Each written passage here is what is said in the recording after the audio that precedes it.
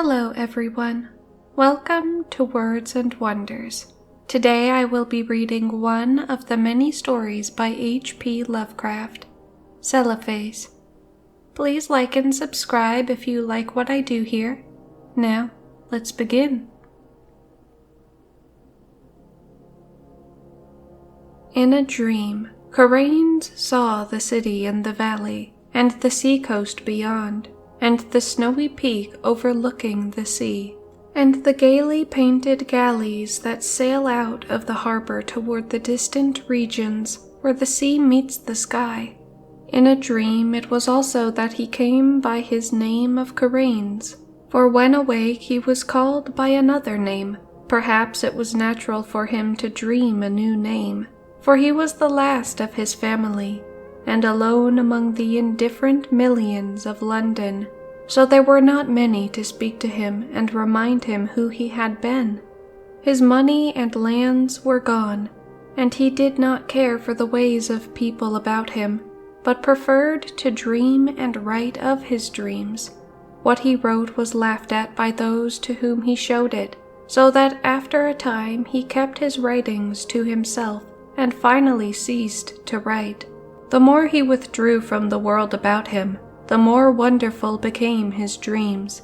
and it would have been quite futile to try to describe them on paper. Caraines was not modern, and did not think like others who wrote, whilst they strove to strip from life its embroidered robes of myth, and to show in naked ugliness the foul thing that is reality. Caraines sought for beauty alone. When truth and experience failed to reveal it, he sought it in fancy and illusion, and found it on his very doorstep, amid the nebulous memories of childhood tales and dreams.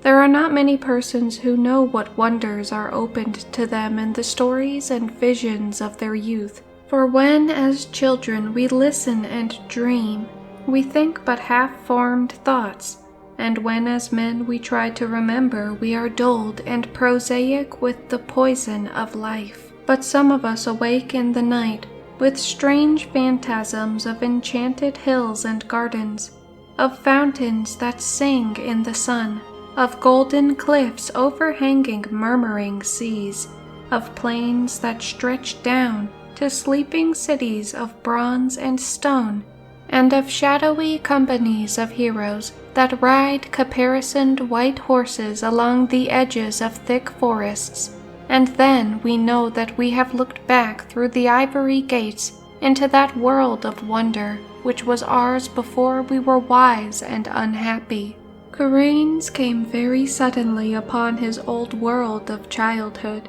He had been dreaming of the house where he was born,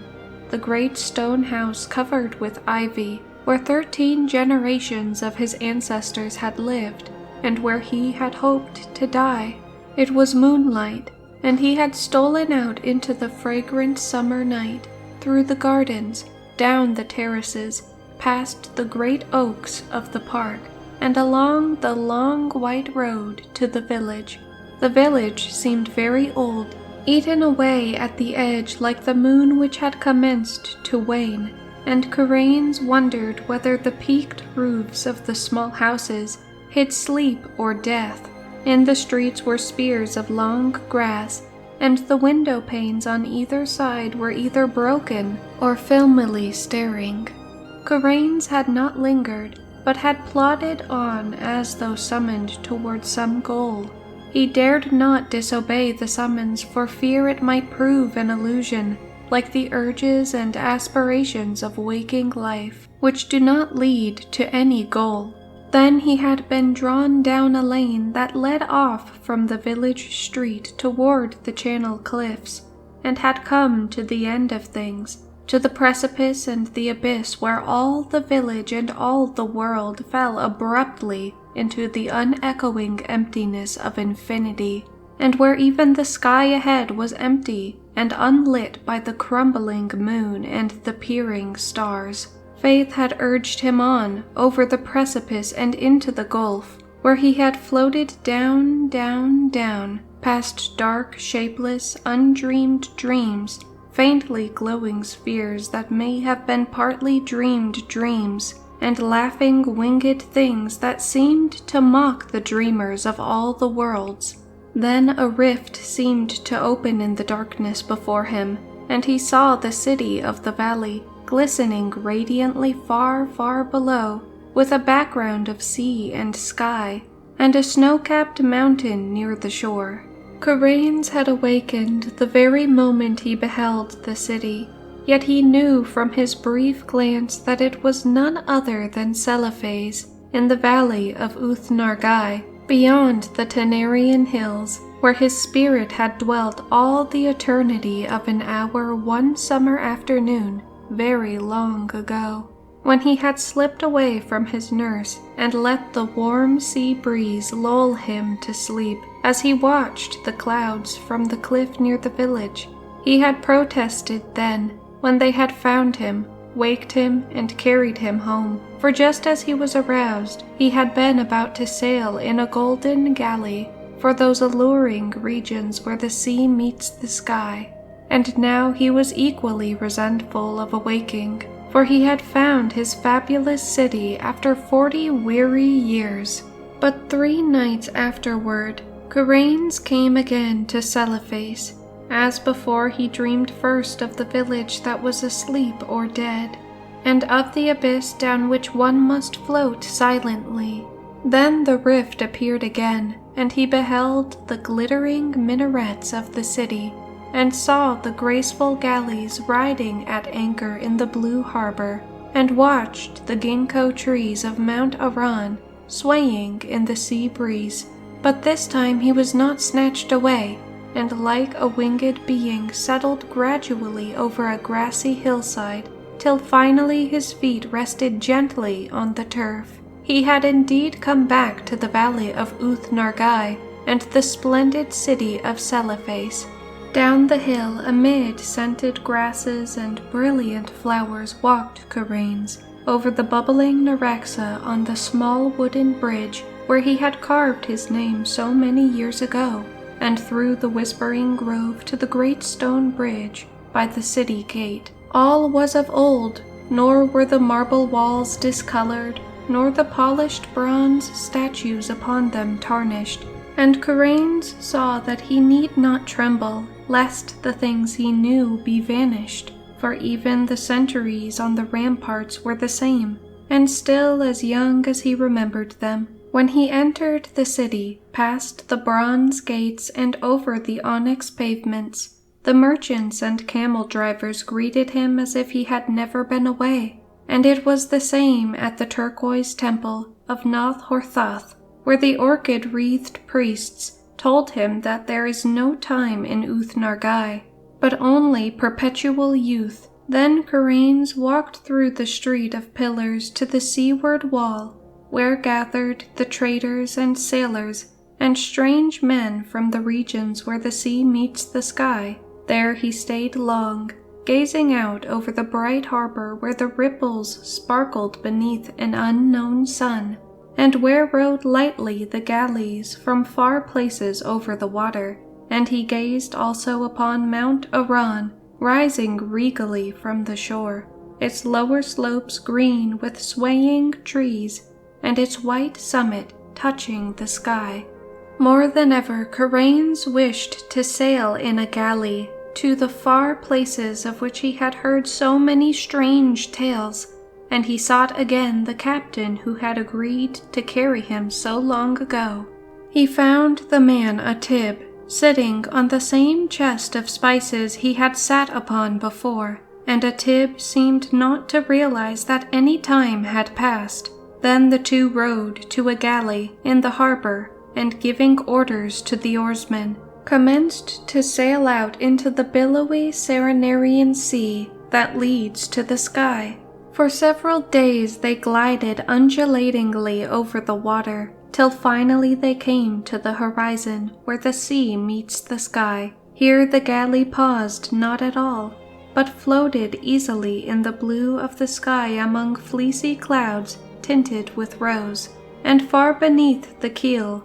Caraines could see strange lands and rivers and cities of surpassing beauty, spread indolently in the sunshine, which seemed never to lessen or disappear. At length a tib told him that their journey was near its end, and that they would soon enter the harbor of Serenian, the pink marble city of the clouds, which is built on that ethereal coast where the west wind flows into the sky. But as the highest of the city's carven towers came into sight, there was a sound somewhere in space, and Caraines awakened in his London garret. For many months after that, Caraines sought the marvelous city of Celephais and its sky-bound galleys in vain, and though his dreams carried him to many gorgeous and unheard-of places, no one whom he met could tell him how to find Uth-Nargai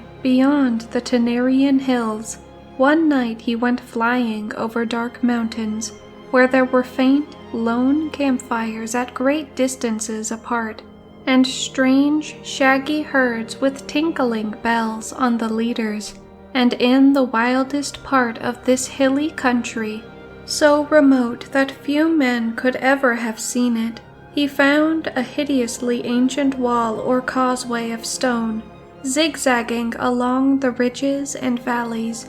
too gigantic ever to have risen by human hands, and of such a length that neither end of it could be seen. Beyond that wall in the gray dawn, he came to a land of quaint gardens and cherry trees,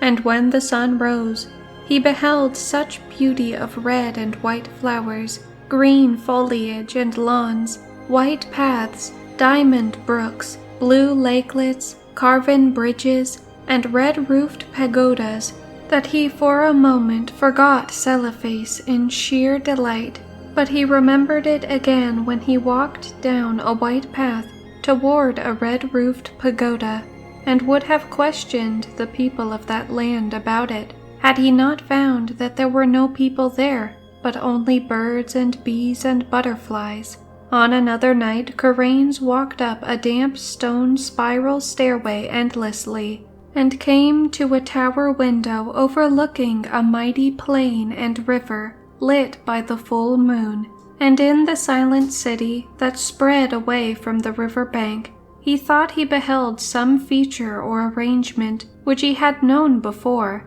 He would have descended and asked the way to Uth-Nargai, had not a fearsome aurora sputtered up from some remote place beyond the horizon, showing the ruin and antiquity of the city, and the stagnation of the reedy river, and the death lying upon that land, as it had lain since King Kynarathalis came home from his conquests to find the vengeance of the gods. So Caraines sought fruitlessly for the marvelous city of Celephais, and its galleys that sail to Serenian in the sky, meanwhile seeing many wonders, and once barely escaping from the high priest, not to be described, which wears a yellow silken mask over its face, and dwells all alone in a prehistoric stone monastery on the cold desert plateau of Leng. In time he grew so impatient of the bleak intervals of day that he began buying drugs in order to increase his periods of sleep. Hashish helped a great deal, and once sent him to a part of space where form does not exist, but where glowing gases study the secrets of existence, and a violet-colored gas told him that this part of space was outside what he had called infinity. The gas had not heard of planets and organisms before, but identified Caraines merely as one from the infinity where matter, energy, and gravitation exist. Caraines was now very anxious to return to minaret-studded Celephais, and increased his doses of drugs, but eventually he had no more money left and could buy no drugs. Then one summer day he was turned out of his garret and wandered aimlessly through the streets, drifting over a bridge to a place where the houses grew thinner and thinner, and it was there that fulfillment came, and he met the cortege of knights come from Celephais to bear him thither forever. Handsome knights they were, astride roan horses and clad in shining armor, with tabards of cloth of gold, curiously emblazoned. So numerous were they that Caraines almost mistook them for an army. But their leader told him they were sent in his honor, since it was he who had created Uth-Nargai in his dreams, on which account he was now to be appointed its chief god for evermore. Then they gave Caraines a horse and placed him at the head of the cavalcade, and all rode majestically through the downs of Surrey, and onward toward the region where Caraines and his ancestors were born. It was very strange, but as the riders went on they seemed to gallop back through time, for whenever they passed through a village in the twilight, they saw only such houses and villagers as Chaucer or men before him might have seen, and sometimes they saw knights on horseback with small companies of retainers. When it grew dark they traveled more swiftly, till soon they were flying uncannily as if in the air. In the dim dawn they came upon the village, which Caraines had seen alive in his childhood, and asleep or dead in his dreams. It was alive now, and early villagers curtsied as the horsemen clattered down the street and turned off into the lane that ends in the abyss of dream.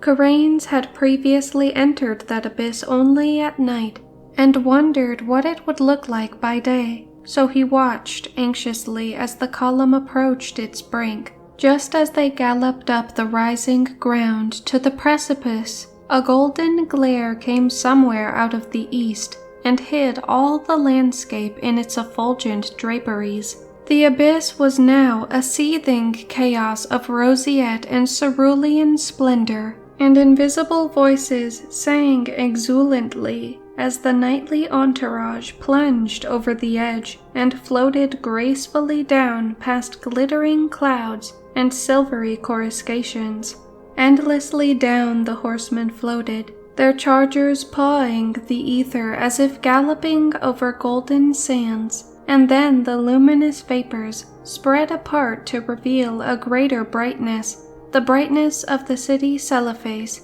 and the sea-coast beyond, and the snowy peak overlooking the sea, and the gaily painted galleys that sail out of the harbor toward distant regions where the sea meets the sky. And Caraines reigned thereafter over Uth-Nargai and all the neighboring regions of Dream, and held his court alternately in Celephais and in the cloud-fashioned Serenian. He reigns there still, and will reign happily forever, though below the cliffs, at Innsmouth, the channel tides played mockingly with the body of a tramp who had stumbled through the half-deserted village at dawn, played mockingly and cast it upon the rocks by ivy-covered Trevor Towers, where a notably fat and especially offensive millionaire brewer enjoys the purchased atmosphere of extinct nobility.